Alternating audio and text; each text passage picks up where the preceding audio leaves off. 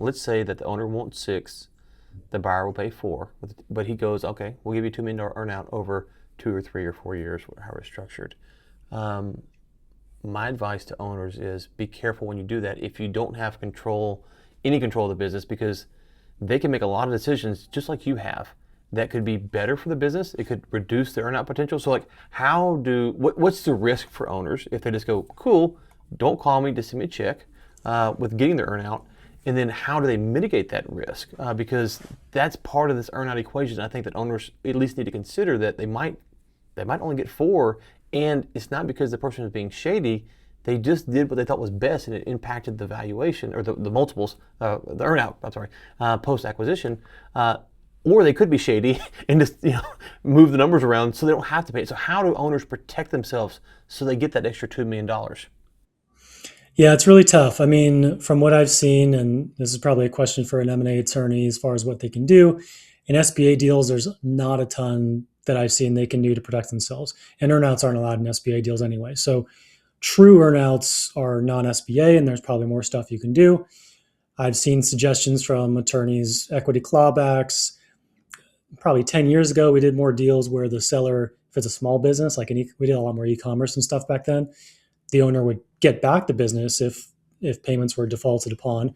That was sometimes written into agreements. But in a lot of cases, they call them deferred lawsuits for a reason, earnouts. So it can be forgivable seller notes in SBA deals where that's kind of an earnout mechanism in the form of a forgivable seller note, which is, based on certain benchmarks. If they're not hit, that note is forgiven or partially forgiven. But earnouts, to make sure you get that from a seller perspective, in my opinion, buyers will sometimes offer earnouts with really lofty benchmarks. So if you are crafting an earnout, first understand why it's being crafted. If there's a value gap, if there's a risky customer, risky employee, something like that, have both sides understand why the earnout's happening. And if the earnout's going to happen, make sure the benchmarks are reasonable, not crazy lofty, because sometimes aggressive buyers will put really high goals and they know they're not going to hit them and they'll have to pay that earnout. But they're promising the seller, we'll pay you as long as it hits. So for the seller side, take some analysis. Is this reasonably achievable, this revenue, this EBITDA? We're going to put guardrails so the buyer can't just go off and spend millions of dollars in marketing when you didn't do that in the past. They can't make 10 new hires. So that's often a seller fear. Don't worry about that. There are legal protections that'll protect against that. What you want to focus on is the business set up to reach those in the next few years. Even though you're not going to have control, do you agree that it can be attained? That's usually my advice on it. Well, I'll tell you, Kevin Henderson, M&A attorney, I asked him a similar question, and he said that, and we'll link to this below so people can check it out, but more or less, the owner should be happy with the amount they get on day of closing.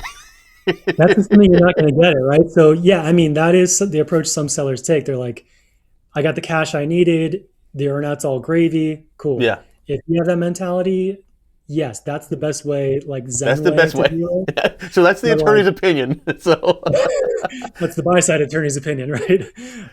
Usually they're on the buy side. But for a lot of sellers, they're like, I need that earnout. So right, that's when right. it Well, becomes. and I think what he's getting at there is that the litigation mechanisms that you're going to have to go through might not be worth it. There's a lot of problems. Again, now, if Yeah. it's a $140 million deal, that's different than a $6 million deal. All these, and this is, I think, what I love about M&A, but also probably the detriment to it as well, is that almost everything is negotiable, right? There's so many levers you can pull, but you have to have real expert advice on what the best levers are for you. Now, Kevin said that as general advice. He's a lawyer, so he probably said it depends, if I had to guess, if I go out and watch the clip. But as you just described, there's all these things that you can do when you go to exit that you really need to have a strong company, and then a strong set of advisors, M&A advisors, M&A attorneys, all this stuff, so that you put yourself in the best position to reach whatever your goal is. That could be cash at closing, could be an earnout, could be all kinds of stuff.